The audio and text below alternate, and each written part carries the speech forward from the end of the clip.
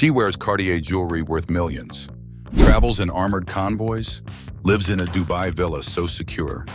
Even billionaires can't get close. And yet officially, she doesn't exist.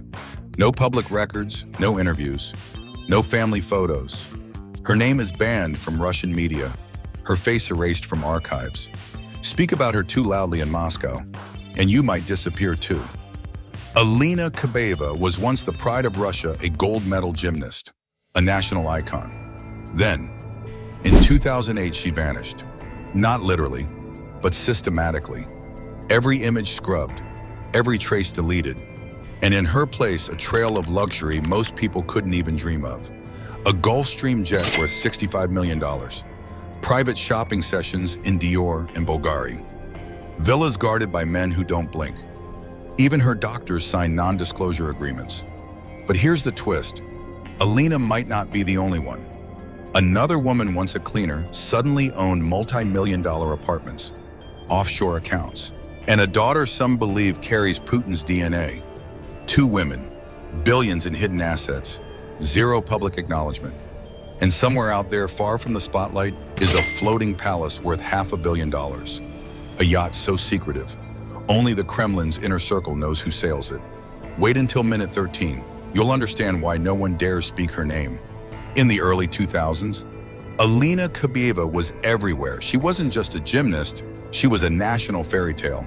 Olympic gold, magazine covers, talk shows. Russia adored her. But adoration has a price. In 2008, a Moscow newspaper dared to suggest the unthinkable: Alina might be engaged to Vladimir Putin. No confirmations, just a ring on her finger that matched his. And suddenly silence. The newspaper shut down. The editor vanished from the media world, and Alina's public life began to dissolve. Photos disappeared from state archives. TV shows she starred in were wiped. Even fan sites quietly removed her galleries. It wasn't just censorship, it was erasure. Yet the rumors only grew. In 2010, she appeared at a public event with a golden band on her ring finger. The same week, Putin was seen wearing a matching one. Coincidence? Kremlin insiders call it something else, a silent confirmation. Weeks later, the photos vanished, not blurred, deleted. The photographer fired. His entire collection mysteriously lost. From that moment on, Alina stopped being a celebrity and became something far more dangerous, a ghost with power. She didn't fade away because the spotlight was gone. She was pulled behind the curtain, and behind that curtain, something extraordinary happened. Her face was gone from magazines, but her name, it started appearing in places far more exclusive: private trust funds, offshore entities, and shell companies with ties to the Kremlin's wealth machine. In a country where nothing disappears without reason.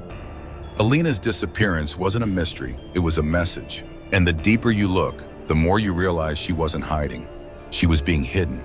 No job, no business, no public position.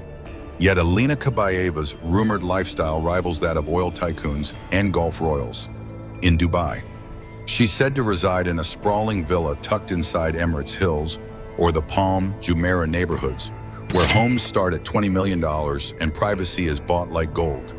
Infinity pools, imported Italian marble, underground garages hiding fleets of armored SUVs.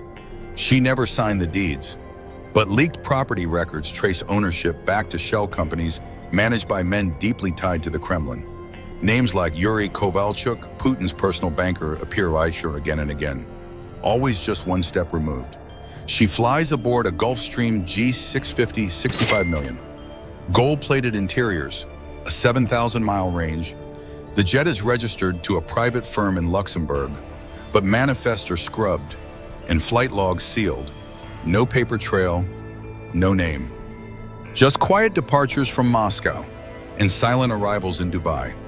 Inside, boutiques Cartier, Bulgari, Dior doors close to the public before she steps in. Personal shopping sessions worth millions unfold behind tinted glass, while the outside world is told nothing. And then there's the jewelry. Not museum pieces, not heirlooms, but custom-designed collections: rings, cuffs, earrings, each costing more than a year's salary for the average Russian. In total, over $3 million, never declared, never taxed.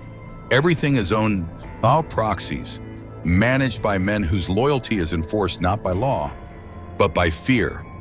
If her name ever appears, it's a mistake, quickly erased. And yet, all of it exists. The villas, the jets, the diamonds, all for someone who officially owns nothing. This isn't wealth, it's a system, a reward for loyalty, for silence, for disappearing on command. And if you still think it ends there, wait, because Alina is not the only woman with access to this shadow empire. For years, Alina Kabaeva was thought to be the only woman hidden in Putin's shadow. But then came Svetlana Kryanovich. No Olympic medals, no glossy magazine covers. Just a quiet woman from St. Petersburg, once a cleaner, invisible to power. Until one day, she wasn't. Financial leaks tell a story that the Russian press never dared touch. Svetlana suddenly owned luxury apartments in Moscow. Not one, but several. One in a building known for housing high-ranking Kremlin officials. Another near the Kremlin itself, valued at over $6 million. She held offshore accounts in Cyprus and Panama. Millions of dollars moved silently through corporate shells. She even acquired shares in Bank Rossiya, nicknamed the Kremlin's piggy bank. The question was simple. How then came the DNA rumors? Western intelligence intercepted documents suggesting her daughter born in secret shared Putin's genetic markers. A match that would place Svetlana not just in his orbit, but in his bloodline. Unlike Kabaeva, Svetlana never appeared in photos. She never walked red carpets or wore designer gowns. Her wealth didn't sparkle, it sat quietly behind closed doors. And maybe that was the point. Two women, two different lives. One patterned sudden wealth, zero public explanation, and complete media erasure. If Svetlana's daughter is truly Putin's child, then the system isn't just about one secret romance, it's a formula, a blueprint. Women brought close, lives transformed, and identities vanished. These aren't love stories, they're transactions. And just when the world begins to notice the system shifts, assets are moved, names change, and the spotlight fades before it ever lands. Because in this empire of shadows, you're either silent or gone. From Moscow's silence to Dubai's golden silence, Alina didn't just disappear. She was relocated. Not to exile, but to something far stranger, a gilded fortress disguised as luxury living. Reports place her in Emirates Hills or Palm Jumeirah, two of the most secure and exclusive neighborhoods on earth. Here, villas go for 25 to 30 million, marble imported from Italy, infinity pools overlooking private beaches, underground garages that house fleets of armored SUVs, each worth more than $200,000. But the house is only the shell. It's what's inside that tells the real story. Armed guards rotate in 12-hour shifts, trained to detect surveillance and fatigue. Chefs prepare meals with ingredients flown in from Switzerland and Japan. A spa staff lives on site, ready 24/7. Even her stylists are vetted by Russian security agencies. When she shops Cartier, Dior, Bulgari, the boutiques are emptied before she arrives. No cameras, no customers, no risk. Tens of millions spent in complete silence. And how does she travel by air? It's a Gulfstream G650, the gold standard of billionaire aviation. Custom interiors, gold-plated faucets, king-size beds. Flight manifests are redacted. Her name never appears. By sea, it's even more surreal. A yacht, rumored to cost $300, $500 million. Linked to her circle, bulletproof glass, a cinema, a private spa, a floating palace that slips between international waters and diplomatic blind spots. She owns none of it, but uses all of it. In Dubai, identity can be erased if the price is high enough. And for the Kremlin, there's no price too high to protect the silence. Because Alina's not just being hidden from the world, she's being hidden from history. And if she ever breaks that silence, every wall around her could come crashing down. Not the villas, not the jets, not even the diamonds. The most protected assets in Vladimir Putin's orbit are the children no one is allowed to acknowledge. Western intelligence believes Alina Kabaeva has given birth to at least 3 children. None are named. None have public photos. Not a single birth certificate has ever surfaced. In 2015, whispers emerged from Switzerland. A private clinic in Lugano reportedly sealed off an entire floor. Doctors and nurses signed non-disclosure agreements. Security teams managed every hallway. No one confirmed a birth, but no one denied it either. In 2010, it happened again, this time in Moscow. Staff were replaced with Kremlin-loyal personnel. Medical equipment flown in from Germany. Records sealed. Surveillance footage wiped. By 2022, reports suggested a 3rd child born in Dubai, in a private hospital suite costing over $10,000 a night, surrounded by guards, under a false name, no witnesses, no leaks. Even schools are part of the system. The children are said to live in fortified villas, attend elite international schools, $30,000 a year in tuition, but under assumed identities. Teachers are warned never to ask about parents. Classmates never know who's sitting next to them. And then there's the rumor of an older daughter, born in the late 2000s. Her existence whispered among journalists who no longer work in Russia. Her identity buried deeper than any state secret. Why this extreme secrecy? Because Putin's power depends on myth. A myth that he stands alone, no family, no weakness, no vulnerability. To admit these children exist is to admit he is human, so they live as shadows, surrounded by wealth, but stripped of identity, ghosts in a kingdom of glass, guarded, hidden, forgotten by design. Alina Kabaeva owns nothing. No deeds, no shares, no offshore accounts in her name, and yet her lifestyle rivals royalty. This isn't a contradiction. It's a blueprint, a system engineered to reward loyalty and punish visibility. At the heart of it are shell companies, hundreds of them, registered in Cyprus, the British Virgin Islands, Panama, their directors faceless, their owners oligarchs so close to the Kremlin. Their fortunes rise and fall with Putin's approval. Take Yuri Kovalchuk, described as Putin's personal banker, or Gennady Timchenko, an oil tycoon and longtime confidant. They hold the keys literally to the villas, the jets, the jewelry, officially. They own the assets, but they don't live in the mansions. They don't fly the jets. They don't walk into Cartier with a security team at their heels. Alina does. And in return, she says nothing. This is how wealth works in Putin's Russia. Not as a reward for achievement, but as a leash.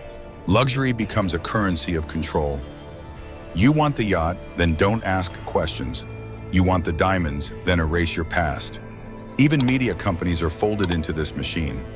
Investigations suggest Alina holds silent shares in national TV networks not through her name, but through trust controlled by Kremlin insiders. She doesn't need to run a business. She is the business. A living, breathing proof of what silence can buy, but it comes at a cost. Because the moment you speak, the moment you resist, the diamonds vanish, the jet stops flying, the protection ends, and you realize you never owned anything. You were owned. Alina Kabaeva may be the face we whisper about, but she is far from alone. Inside the Kremlin, there's a phrase used only behind closed doors, the Tsar's circle, a quiet alliance of women whose lives transformed overnight and then vanished. Take Svetlana Krayanovich, once a cleaner in St. Petersburg. She now holds luxury real estate across Moscow, a portfolio in Bank Russia, and offshore accounts worth millions. No public career, no explanation.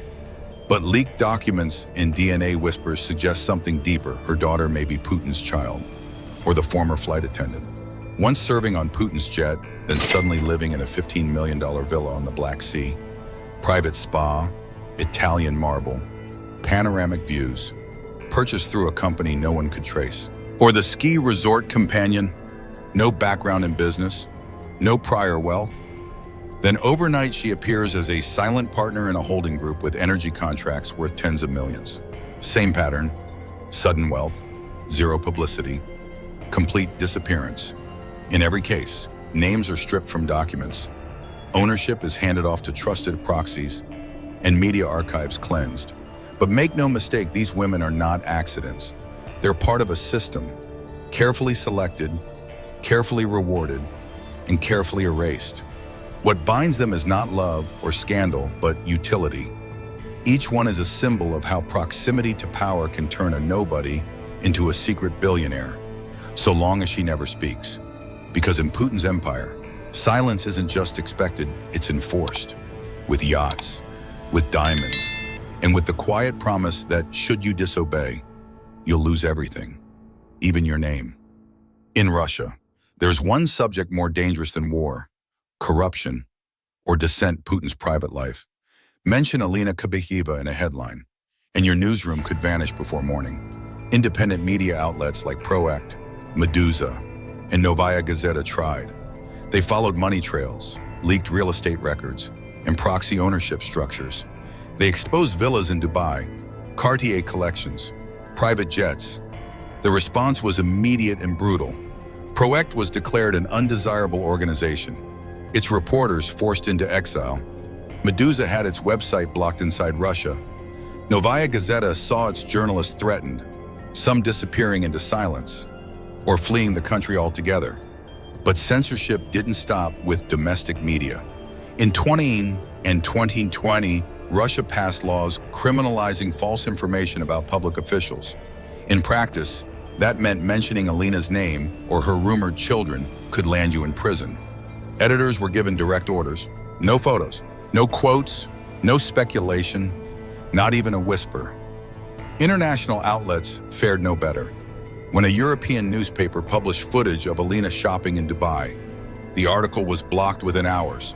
Russian firewalls kicked in, social media posts were deleted, entire domains throttled or blacklisted.